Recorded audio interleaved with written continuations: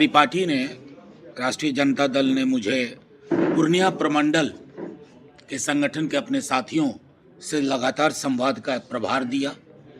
तो अररिया पूर्णिया होते हुए किशनगंज में आज अपने प्रखंड अध्यक्षों के साथ, मेरे दाहिनी ओर आप देख रहे हैं कि अपने यहाँ के जिलाध्यक्ष, प्रधान महासचिव, वरिष्ठ साथी, सब लोगों के साथ एक विशद चर्चा हुई।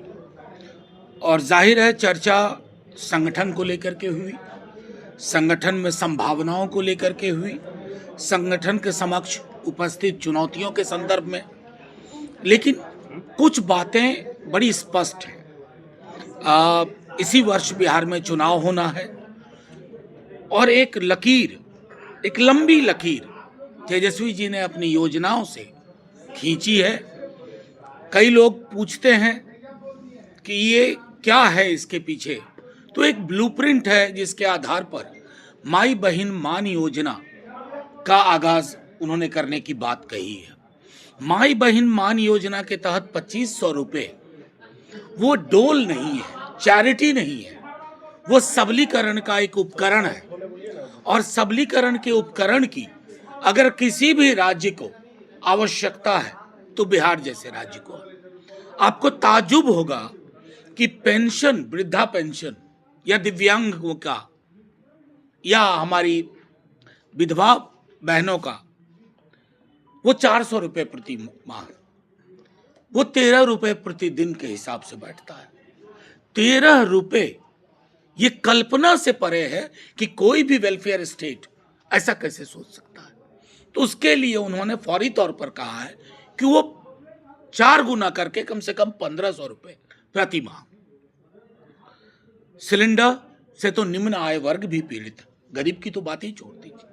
उसको लेकर के उनका कमिटमेंट कि 500 रुपये हम बेयर करेंगे, राज्य के बाकी रेवेन्यू सोर्सेस जनरेट करेंगे, ये रिलीफ हम देंगे।